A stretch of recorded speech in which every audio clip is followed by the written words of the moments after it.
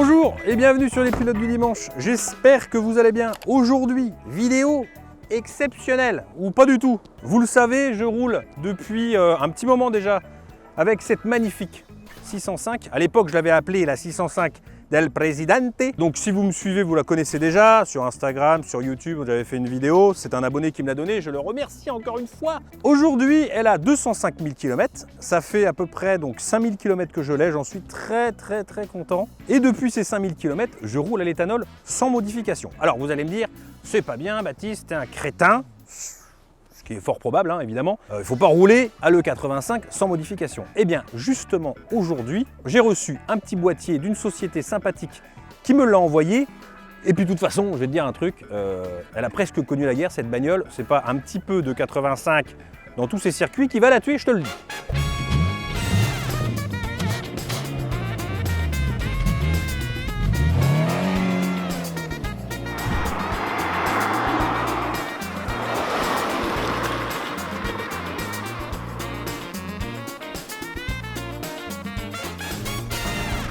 Alors pour ceux qui me demandent tous les jours, est-ce que je peux rouler avec ma voiture à l'éthanol sans modification? Je dis à chaque fois, je réponds à chaque fois non. Et ils me disent, mais pourquoi tu le fais? Bah moi je fais ce que je veux, mais en tout cas je ne te dirai jamais à toi de rouler, de prendre le risque de rouler 100% d'éthanol, même à 50% avec ta voiture. Moi je le fais sur ma 605 et je me rends compte que tu vois, dépasser 50% d'éthanol dans le réservoir, donc 50% d'éthanol et 50% de super, la voiture elle commence à avoir de sacrés bugs et vraiment de gros ratés.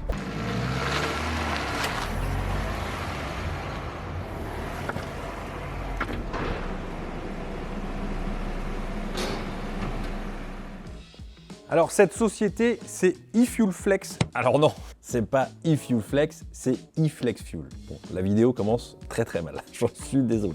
Et qui m'a proposé de m'envoyer un boîtier éthanol, donc évidemment, tu me connais, je dis, si on m'envoie quelque chose gratuitement, je dis pas non. Par contre, voilà, la seule chose, c'était que je puisse en dire ce que j'avais envie. Ils ont accepté, ils auraient peut-être pas dû, mais bon, ils ont accepté. C'est une boîte finlandaise, donc vous le savez, ou si vous le savez peut-être pas, hein, les Finlandais, ils aiment bien faire des choses compliquées. Ils font les choses bien, mais compliquées. Donc il existe 3 boîtiers différents avec, bien entendu, 3 prix différents. Mais le point positif et ce qui m'a fait accepter le challenge du boîtier éthanol, non pas le challenge, mais ce qui m'a vraiment fait accepter par rapport à d'autres, parce que j'ai déjà eu d'autres contacts de boîtier éthanol, c'est que là, celui-ci, et c'est ça qui est bien, c'est qu'il y a un capteur de carburant à installer. Ce qui permet, moi je trouve que ça devrait d'ailleurs être, ils devraient tous être comme ça, les bons boîtiers éthanol, c'est de pouvoir savoir exactement ce que vous avez comme super ou comme 285 parce que des fois malheureusement on n'a pas forcément le choix et il faut mettre un peu de super pour rouler. Et bien là, le capteur de carburant permet au boîtier éthanol de savoir exactement combien il y a de 285 et de super qui arrivent pour un réglage aux petits oignons de ton moteur. C'est parfait. Tout d'abord, le premier boîtier est le plus utilisé car le plus simple et efficace. C'est le eFlex Eco pour 450 €. Vous l'installez et hop, ça marche. Le deuxième est le eFlex Plus, c'est celui qu'on va installer sur la 605 et il coûte 529 €. Il est garanti 1 an de plus que le premier et surtout, il permet de modifier le réglage pour le démarrage à froid par exemple. Et enfin, le dernier est le plus cher, 950 € qui vous donne accès à un logiciel assez complexe qui permet de reprogrammer le moteur pour gagner en puissance. Ils ont fait gagner 50 chevaux à leur Focus ST avec ce boîtier. Bon, la 605, elle, c'est sûr, elle gagnera pas 50 chevaux de plus. Malheureusement, il faudrait y foutre un turbo pour ça. Mais au moins, je roulerai à 0,70 centimes le litre de carburant dans cette voiture sans problème. Alors, 0,70, je sais, c'est cher et vous me le dites d'ailleurs assez souvent sur mes stories Instagram. Ils disent, oh putain, chez toi, il est cher l'éthanol. Bah d'ailleurs, n'hésite pas à me dire dans les commentaires combien tu le payes, toi. Mais en attendant, ça va pas se monter tout seul. Donc, c'est parti pour le bricolage bidouillage du boîtier éthanol. Et dans un premier temps, il faut trouver l'arrivée d'essence. Donc soit vous suivez le tuyau d'essence jusqu'au réservoir, ou sinon vous faites comme moi, vous débranchez le premier venu et vous mettez le contact juste 1 seconde, ce qui devrait faire cracher un petit peu d'essence. Utilisez la première méthode, c'est quand même plus sécure. Ensuite, si votre tuyau d'origine le permet, vous installez le capteur d'essence dessus en le coupant en 2, ou sinon, et c'est quand même vachement mieux, si comme votre voiture est ancienne, utilisez le tuyau neuf mis à disposition dans le pack.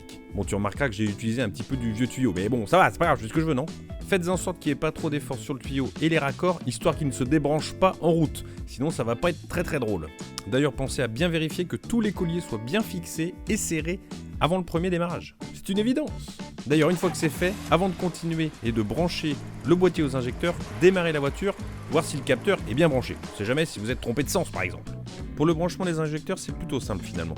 Il vous suffit de brancher un par un en commençant dans l'ordre des cylindres par le premier qui se situe côté boîte de vitesse en règle générale. Pour le premier cylindre, il suffit de prendre la prise femelle avec les fils jaunes et rouges, comme écrit sur la notice, et le brancher sur l'injecteur.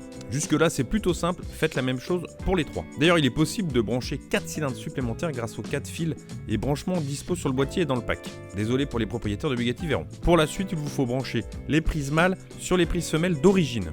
La solution la plus simple étant de brancher les 4 sans la cosse fournie, histoire de voir si le sens des branchements est bon, car il peut différer suivant les modèles.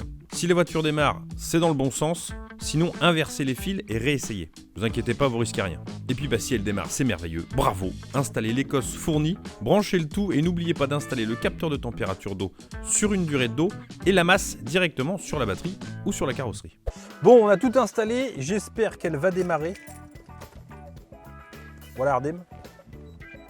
Tac. C'est bon! Ça marche, pour l'instant. Alors, la chose qui est super bien, pas vraiment. Ce qui est bien, c'est qu'il y a une application disponible sur Android et sur iPhone. Le problème, c'est qu'elle bug et dès que tu la connectes, elle se redéconnecte 15 secondes après. C'est ultra chiant. L'application permet de voir plusieurs infos comme la composition en direct du carburant et même sa température. Plusieurs autres infos sont disponibles.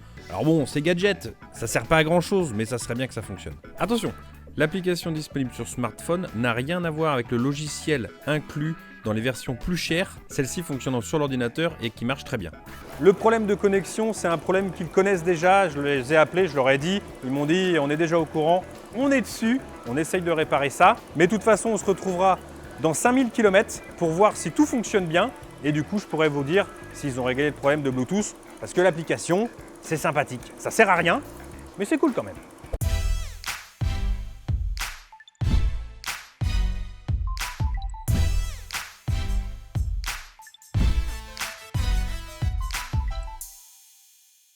Bon, ça peut paraître compliqué d'installer ce genre de boîtier, mais franchement, c'est très simple pour quelqu'un qui bricole un minimum. Et puis maintenant, vous allez pouvoir vous la raconter en repas de famille, quand il y en a un qui dira « Oh, moi j'ai encore fait le plein, ça m'a coûté une blinde ». Bah toi, tu pourras dire « Mec, moi je fais le plein de ma bagnole pour 25 balles, mon gars ». Et en plus, un petit cadeau, si vous vous abonnez à leur compte Instagram iFlexFuel, je vous le mets dans la description, vous recevrez un petit bon de réduction. En tout cas, tous les liens sont dans la description. N'hésitez pas, ne serait-ce que d'aller jeter un coup d'œil, ça ne coûte rien. Mettez un petit pouce bleu, partagez la vidéo et surtout, en ce moment, restez chez vous.